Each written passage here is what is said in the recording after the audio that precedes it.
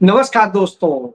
कहीं संविधान जीत रहा है, कहीं संविधान न्याय कर रहा है, लेकिन कहीं व्यापारी प्रधानमंत्री देश को बेच रहा है, जल जमीन जंगल को बेच रहा है, इस देश के अमन चैन को बेच रहा है और संविधान की रक्षा करने के लिए बने, संविधान के तहत बना वह चुनाव आयोग भारत के चुनाव को चोरी कर रहा है। जी हां, क्योंकि अली बाबा 40 चोर जैसा ही हाल है।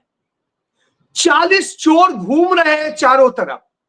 एक राहुल गांधी अली बाबा की तरीके से उनसे देश को बचाने के लिए, देश के भविष्य को बचाने के लिए लड़ रहे हैं। और जब वो लड़ते हैं तो उनके खिलाफ ये 40 चोर 40 जगह साजिशें करते हैं। एक जगह नहीं, 40 जगह। जी हां, तो आज उसी साजिश के तहत कुछ न्याय हो रहे थे और कुछ न्याय की उम्मीद में खड़े थे। जी, सबसे पहले तो मैं बधाई देना चाहूंगा अपने महाराष्ट्र और गुजरात के भाइयों को कि आज ही का दिन था, 1 मई का दिन, वह दिन जिस दिन पंडित जवाहरलाल नेहरू ने एक बड़ा न्याय किया था। भाषा के आधार पर 2 नए राज्य बनाए थे। एक महाराष्ट्र जो मराठी मानुष की बात करते हैं, और एक बनाया था गुजरात जो गुजराती भाषा का प्रतिनिधित्व करते हैं। जी हां, ये 2 राज्य बनाए थे उन्होंने। और 1960 में जब यह 2 राज्य बना के खड़े किए थे, यहां के लोगों से बड़ी उम्मीदें थी कि ये लोग देश को एक दिशा देंगे, देश की दशा सुधारने में मदद करेंगे, और इन्होंने की भी। लेकिन अंततः ये उस झूठ के जाल में फंस गए और अपने राज्य को भी बर्बाद कर रहे हैं, उसके मूल स्वरूप को भी बदनाम कर रहे हैं, और वहां से निकले हुए लोग आज पूरे देश की बर्बादी की ताबीर लिख रहे हैं। जी, यह सच है। और जब यह सच हो तो तमाम सच पे बात करनी पड़ती है। सबसे पहले मैं बात करूंगा कि 15 जनवरी 2025 को भारत के नेता प्रतिपक्ष राहुल गांधी ने दिल्ली में इंदिरा भवन, कांग्रेस मुख्यालय इंदिरा भवन का उद्घाटन करते हुए एक बात कही थी जिसे हर किसी को समझनी चाहिए थी। उन्होंने बड़े सलीके से बताया था कि अब लड़ाई सिर्फ भाजपा आरएसएस से नहीं है, अब लड़ाई इंडिया स्टेट से। और इंडिया स्टेट से क्यों है? क्योंकि तमाम संस्थाओं पर बीजेपी आरएसएस ने अपने लोगों को बैठा दिया है और कब्जा कर लिया है। वो इस देश के संविधान को खत्म कर रहे हैं, न्याय को खत्म कर रहे हैं, और इस देश की संपदा को लूट करके अपने चहेते अडानी अंबानी जैसे पूंजीपतियों को दे रहे हैं। राहुल गांधी का यह कहना था कि सबसे बड़ा झटका तो जिसे लगना था वो आरएसएस बीजेपी के ही लोग थे, अडानी के ही लोग थे। तो वही हुआ, उनके उससे पोषित लोग अदालतों में पहुंचने लगे। किसी ने बिहार में उनके खिलाफ मुकदमा कर दिया, तो किसी ने उत्तर प्रदेश की संभल कोर्ट में कर दिया। तो उत्तर प्रदेश की संभल कोर्ट में एक बीजेपी की गुप्ता लड़की कहें क्या कहें, अब उसके बारे में तो खुद ही अपने आप में लगता है कि किस तरह की स्थितियां हैं और कहां से आएंगी। तो वहां पर जिस तरीके से उसने मामले की शिकायत की थी, वहां की कोर्ट में जो थी कि राहुल गांधी ने किस तरीके से, सिमरन गुप्ता, तो वो सिमरन गुप्ता ने वहां की कोर्ट में याचिका आवेदन किया कि राहुल गांधी के खिलाफ देशद्रोह का मामला दर्ज किया जाए और उनको देशद्रोह के मामले में सजा की जाए, इतनी कड़ी सजा हो जो नजीर बन जाए। जी हां, इसी तरीके से बिहार में एक ने दर्ज कराई कि मैं दूध दूह रहा था, उतने में ही मैंने राहुल गांधी का यह बयान टीवी पर देखा। अब दूध दूह रहे थे कि टीवी पे देख रहे थे, अब ये नहीं समझ में आता। और उतने से मैं सदमे में आ गया कि देशद्रोह की बात कर रहे हैं, मेरे हाथ से दूध की बाल्टी छूट गई और मेरा 200-300 रुपए का दूध बह गया और वो मुकदमा करने चले गए। साहब, मुकदमे को फाइल करने में ही शायद उनके 2000 रुपए से अधिक लगे होंगे। बहरहाल इस तरह से हुआ। इसी तरीके से एक मुकदमा उनके खिलाफ किया गया था, जो है उसी बिहार के एक दक्षिण इलाके में, और वहां पर जो हुआ था उसमें भी इसी तरीके के आरोप लगाए गए। तो कमोबेश ये स्थिति है। बहरहाल संभल की अदालत ने इसे सुना और सुनने के बाद मेरिट के आधार पर डिसाइड किया कि इस तरह के ये फालतू के आरोप है, इनका कोई मतलब नहीं, और उन्होंने वह आवेदन खारिज कर दिया सिमरन गुप्ता का। अब सिमरन गुप्ता तो भाजपा ही है, तो भाजपा का पूरा तंत्र लगा। इस केस को इलाहाबाद हाई कोर्ट ले गया। आप सोचिए आपको कितना पैसा खर्च के इलाहाबाद गई होंगी, क्या क्या किया होगा, या भाजपा के लोगों को सिर्फ भेज दिया गया होगा, उन्होंने करवा दिया होगा। तो वही हुआ, और जो इलाहाबाद हाई कोर्ट में मुकदमा दाखिल हुआ उसमें इतने दिनों से सुनवाई करते करते अंततः अदालत इस निष्कर्ष पर पहुंची कि राहुल गांधी ने जो कहा था वो कहीं पर भी कोई आपराधिक कृत्य नहीं था। उन्होंने कहा था हमारी विचारधारा आरएसएस की विचारधारा की तरह हजारों साल पुरानी है और हम हजारों वर्षों से आरएसएस की विचारधारा से लड़ रहे हैं। यह मत सोचिए कि हम निष्पक्ष लड़ाई लड़ रहे हैं, इसमें कोई निष्पक्षता नहीं है। अगर आपको लगता है कि हम भाजपा व आरएसएस नामक किसी राजनीतिक संगठन से लड़ रहे हैं तो आपने को स्थिति की सही जानकारी समझ नहीं है। भाजपा और आरएसएस ने हमारे देश की हर संस्था पर कब्जा कर लिया है। अब हम भाजपा, आरएसएस और खुद इंडियन स्टेट्स से लड़ रहे हैं। जी हाँ, यह बात पूरी कही थी राहुल गांधी, बिल्कुल सही कहा था, यही सत्य है। तो इसी पर जो न्यायमूर्ति है उन्होंने यह मामला कहा कि बेहद कमजोर, तथ्यहीन है, जो चंदौली कोर्ट ने भी कहा था, यानी संभल की कोर्ट ने कहा था, और वही बात उन्होंने कही। उन्होंने अदालत ने कहा दोनों पक्षों को सुनने के बाद में कि इसमें कहीं पर भी इस तरह का नहीं है, याचिका में पूरी तरीके से कानूनी आधार का अभाव है और इस तरह से साफ हो गया है कि राजनीतिक बयानबाजी के मामले में इस तरह की याचिकाएं अदालत का समय बर्बाद करने और कीमती धन बर्बाद करने के लिए। उस पर जस्टिस विक्रम डी चौहान ने फैसला सुनाया और खारिज कर दिया कि कोई एफआईआर हो सकती है। आप सोचिए कितनी मेहनत की है सिमरन गुप्ता ने। तो इसी तरीके से आपको याद है कि जो कर्नाटक से आकर के भाजपा का वह कार्यकर्ता पहले रायबरेली की अदालत में, लखनऊ की अदालत में, फिर लखनऊ के हाई कोर्ट में, सब जगह याचिका करता है कि राहुल गांधी तो ब्रिटिश नागरिक हैं, राहुल गांधी तो ऐसे हैं, पता नहीं सो के जागा है। राहुल गांधी तो 2004 से देश की संसद के सदस्य हैं, तब से आपने नहीं किया, अब आप यह कह रहे हैं। बहरहाल कोई बात नहीं, आपकी इच्छा है। तो उस पर जिस तरीके से अदालत को भ्रमित किया गया, जिस तरह का माहौल बनाया गया और सरकारी वकील ने भी उसमें साथ दिया, वह अपने आप में दुर्भाग्यपूर्ण था। अंत में उस जस्टिस ने उस केस को जो है एफआईआर के योग्य नहीं समझा। और यही नहीं, जब उन पर आरोप लगा तो उन्होंने कहा कि नहीं, अब हम इस केस की सुनवाई नहीं करेंगे, मैं किसी उसमें नहीं पड़ता।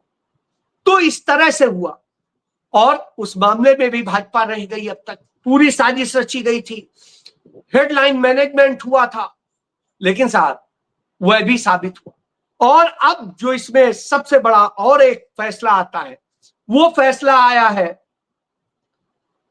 देश के सुप्रीम कोर्ट से, और ये सुप्रीम कोर्ट से ये फैसला किया है।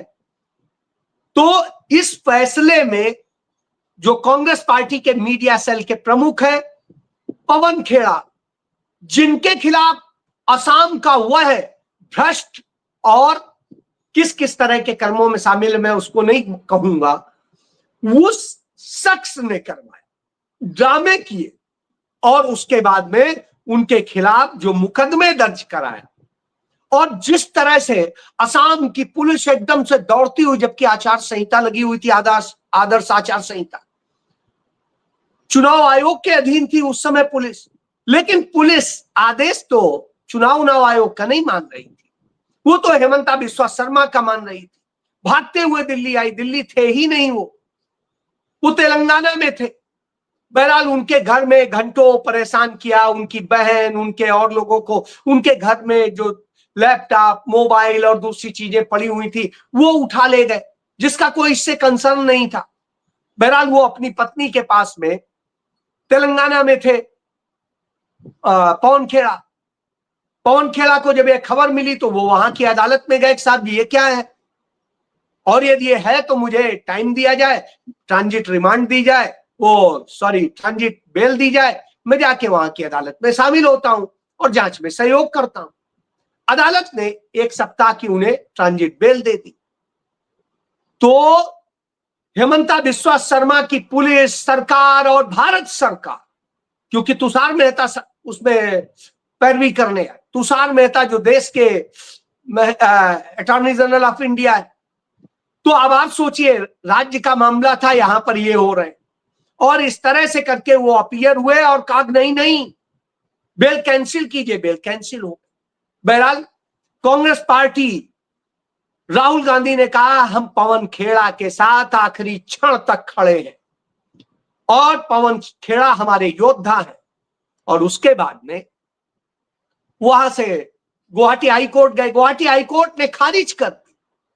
फिर सुप्रीम कोर्ट आए और सुप्रीम कोर्ट में अभिषेक मनु सिंघवी ने पूरी दलीलें पेश की, तो 3 पेज में अदालत ने सिर्फ हेमंता बिस्वा शर्मा के जो अभद्र, अपमानजनक और न जाने किस तरह से असंसदीय, असभ्य शब्दों के इस्तेमाल के सबूत दिए।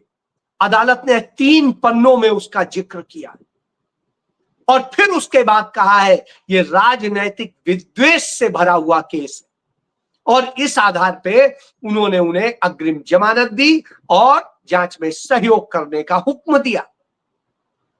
अब आप सोचिए, न्याय मिला, लेकिन कितनी देर भटकना पड़ा। यदि कोई सामान्य व्यक्ति होता तो इतना नहीं लड़ सकता था, उसको तो जबरदस्ती परेशान कर दिया जाता, रुला दिया जाता। देश का सबसे महंगा, सबसे बड़ा वकील कांग्रेस के प्रवक्ता के लिए खड़ा हुआ, क्योंकि राहुल गांधी ने वह सेना बनाई है, वो बब्बर शेर बनाए कि लड़िए हम आपके साथ, जब आप देश के लिए लड़ेंगे, समाज के लिए लड़ेंगे तो हम आपके साथ खड़े होंगे। तो यह है, क्योंकि लगातार यही है, तो वही इसीलिए राहुल गांधी आगाह करते रहते हैं।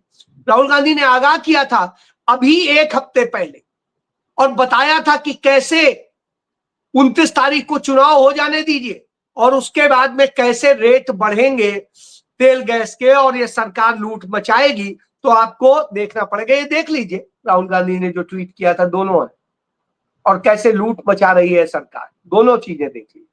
राहुल गांधी ने कहा था चुनावी राहत खत्म, महंगाई की गर्मी तैयार, 29 अप्रैल के बाद देखिए पेट्रोल डीजल सब महंगे होंगे।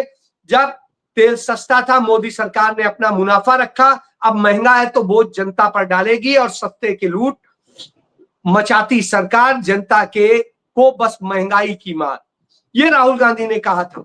अब आप देखिए जो गरीब लोग यूज करते हैं सामान्य तौर पर 5 किलो वाला छोटू सिलेंडर, उस पर भी 261 रुपए कीमत बढ़ गई है, और जो 19 किलो का कमर्शियल गैस सिलेंडर होता है उस पर 994 रेट बढ़ गया है।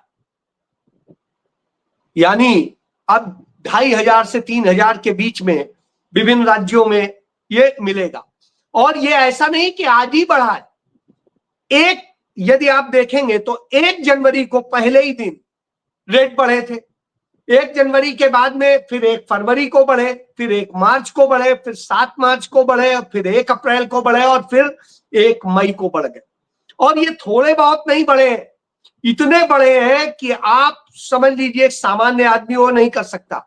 सबसे पहले 111 रुपए बढ़े, फिर 50 रुपए बढ़े, फिर 31 रुपए बढ़े, फिर 115 रुपए बढ़े, फिर 218 रुपए बढ़े, फिर 994 बढ़ गए। अब आप इससे समझ लीजिए इस तरीके से नरेंद्र मोदी ने बढ़ाया।